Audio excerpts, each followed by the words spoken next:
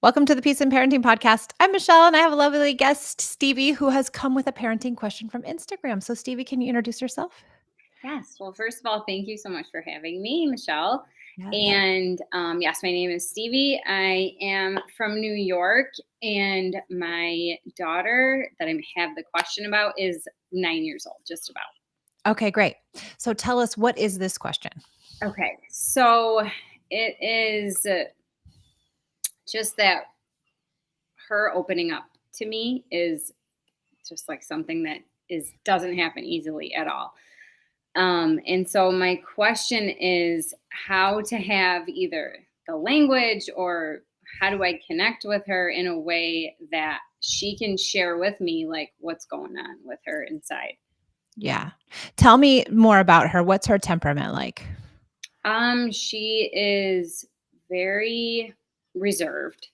She's very easy, like easygoing, easy, takes care of herself, more responsible than I am. But if she like sees something that makes her uncomfortable, like even if it's in like a show like confrontation, or if she's uncomfortable like with something that has to do with me or my husband, she just like flees. She runs into her wherever. She just runs away from Yeah. the situation. Not, she doesn't like conflict. No. And so, tell me also, what is your home like? Like, what kind of, what tools in parenting are you using? Yeah, so I am very much so using the tool of finding like um, a space for myself, like where I'm not so charged up in those moments to really like just slow down, not react. So kind of just get on a not lower level, but like a calmer level. And so that I can not just like yell or react out of my own feelings. So I would say that's really my style. Okay, more self-regulation. So what kind of moments are we talking about where you desire her to open up to you? Um, I guess when the first thing that comes to my mind is like, and this doesn't even happen all that often, but like, say that me and my husband get into a conflict with each other. And I want to know, like, hey, were you okay during that? Like, what happened? You can talk to me. You can tell me how you're feeling. That type of thing, I guess, would be the best example I would have. So you're asking her to describe or explain or discuss how she feels. Yeah. Yeah.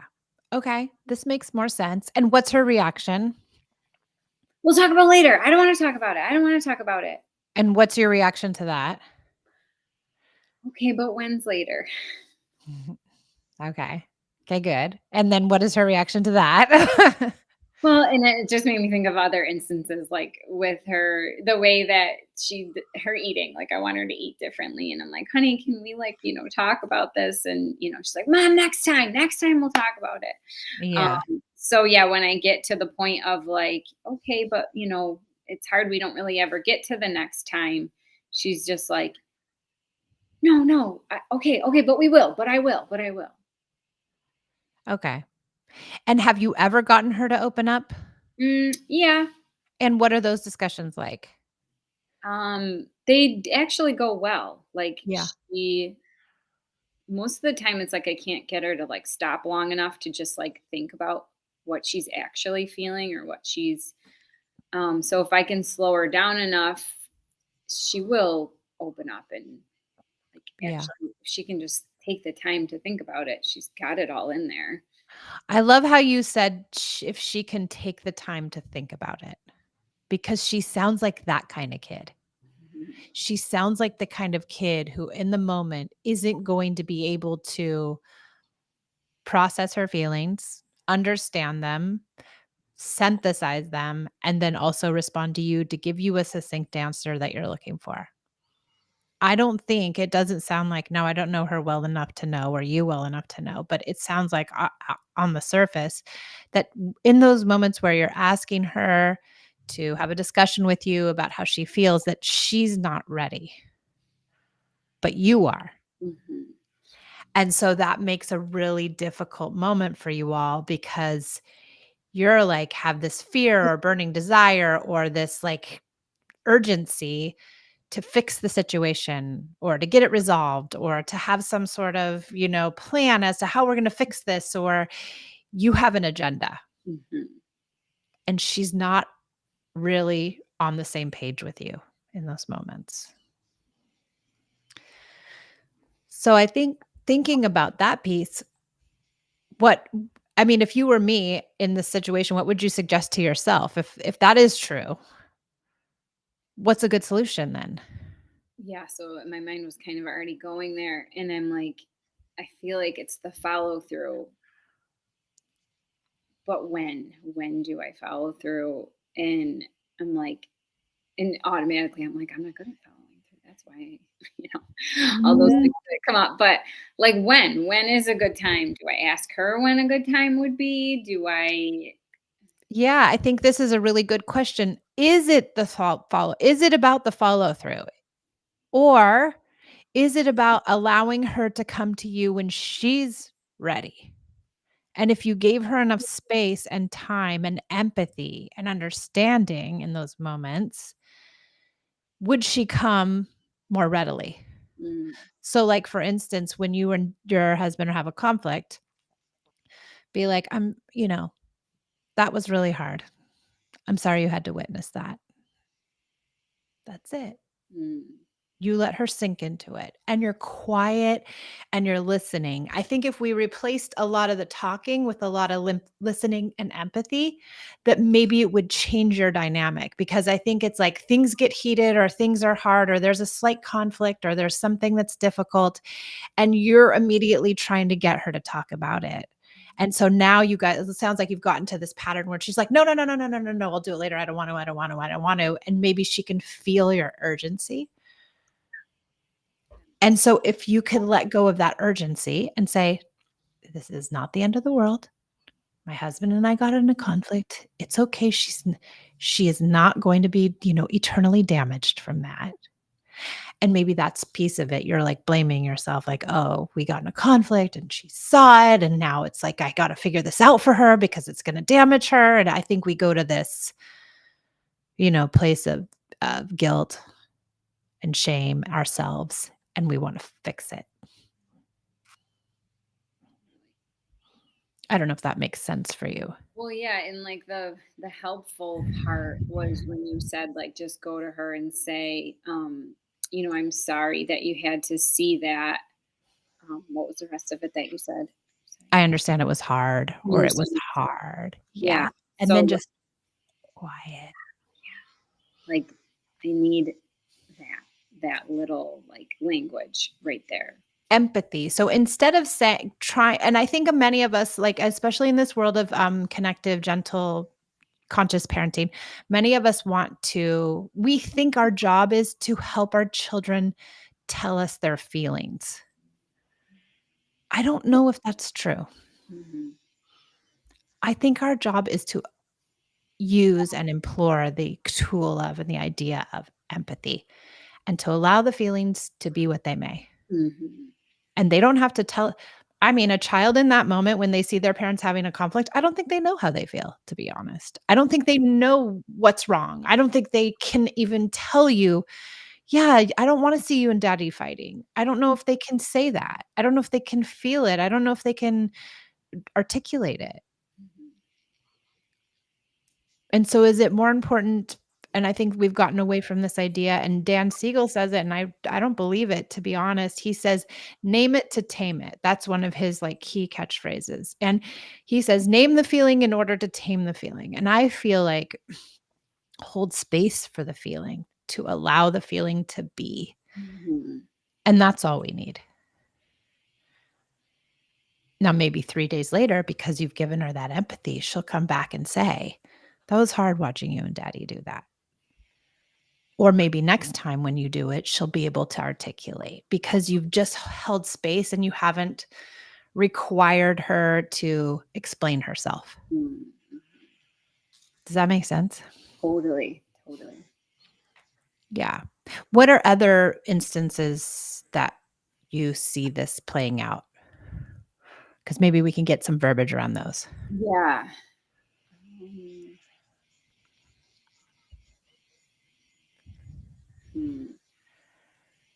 It sounds like the ones you've explained to me are hard moments, like Oh, emotional moments. yeah, yeah. And I don't, those are really like the times that I feel the guilt and the shame and, all of that. And I guess like more just on a regular basis of life, I don't really, there's not like a ton that comes up that I can think of. Well, maybe another piece of resolving this for you all is to recognize that you don't need to feel bad about having a conflict with your husband in front of your daughter. Like, that's life. Yeah. That happens. You are not ruining her. You're not doing anything egregious. You guys had a conflict in front of her, and that's okay. That's something she'll learn from. And I mean, I think too, if you guys can repair in front of her, that's a really great thing to like show her the repair. That's an incredible thing to make her feel safe in that, oh, they had a conflict, but they came back and they repaired it. And now this becomes a beautiful, teachable moment that you don't need to feel guilty about at all, Stevie. I mean, not at all, Mhm. because you're modeling such beautiful things. And maybe there's a bigger piece in here where you're beating yourself up. Yeah. Sounds Yeah. likely. Yeah. You don't need to. No, you're doing great. Yeah. She's going to be fine. Thank you. Yeah. I think really leaning into empathy in general for her all the time. Like, let's say she has a conflict with her friend. Are you more likely to go to a fix it mode? Well, the thing is like she doesn't have conflicts with friends. So then sometimes I'm like on the reverse side of things where I'm like, she's just gonna be a pushover and she's just gonna follow, whatever anybody else said because she just doesn't have conflict like that. And I really didn't with friends either. Mhm. She's pushing back with you though a little bit, which is great. She's saying, "No, I don't wanna talk about it," and I think it's really important to honor that because she's using her voice and her words, and she's saying, like, "I don't want this is my desire, mom." So Mhm. when she says, "I don't wanna talk about it," you say, "Yep, I totally get it," and don't push it to do it later or to talk about it more or to find a moment, like, just really I think because of her personality and her temperament to really respect that for her because it will help her know that she can say no and that it's okay. Yeah. Yeah. What other things are in there that you're questioning? I guess I'm just kind of thinking about like just my upbringing, in the way that it was very pressured, like everything needed to be fixed, like, Ah, you know, pretty immediately.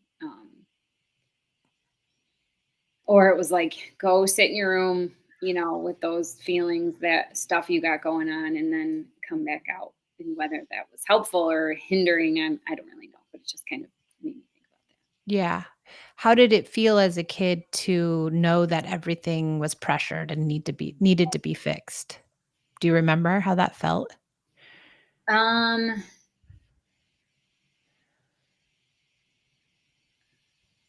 I mean, I know how it feels now. Okay, tell me that.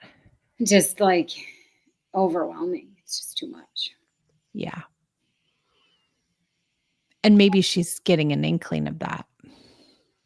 Probably not to the degree you felt it, for sure. But maybe there's an inkling of like, everything has to be fixed right now. And now that I'm thinking about it, maybe that piece too, where this overwhelm of everything needs to be fixed, maybe there's an underlying idea that things can't be okay. And maybe that's where you also could sink into.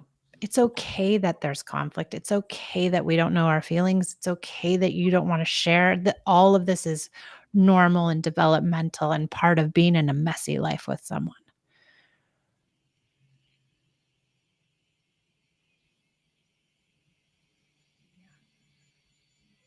How does that feel? It feels like it completely fitting with where I am in my life right now. Just like needing and learning. I have made some improvements on, making space for that. Yeah, and maybe because you were sent to your room with your feelings or you weren't allowed to really express yourself, maybe you've gotten to this place where you really want her to express herself because you didn't have the space to it. Mhm. Maybe this pendulum has swung too far the other way, where you feel pressured to do it because you didn't have it, and if she doesn't have it, then she's gonna turn out like you or that she's gonna, yeah, yeah, she's not. She's already got so much more emotional availability than you ever had. But we pressure ourselves to give our kids some perfect childhood that we think exists, but it doesn't. Right. Accepting that. Golden. Yes. Yeah. You will mess up, and that's actually great. All right. How are you feeling now? I feel I feel like just big picture, like, my daughter, my husband, my extended family, just like big picture of where that pressure cooker doesn't. Yeah. Yeah. Nope. But you're getting there. I think that's it too. Like we get very focused on like this particular incident that happened. How can I fix it? But like you said, it's bigger picture. It's like holistically, how can we look at our family dynamic in totality that helps us come to parenting with a different mindset. I think it isn't really like I can tell you empathy or whatever, but I think it's more like the way you think about it changes. So then your actions change automatically, really. Right, right. Yeah, Which is what I'm always working for, like the the way that you change the inner belief is really what. that's it. That's the bigger picture. And you're getting there. So this is good. Okay, Stevie, anything else I can help you with? Um, I don't think so. I think that Okay, that yeah. was very helpful. Good. I'm so glad. Thanks for coming. Thanks everybody for listening to the Peace and Parenting podcast. And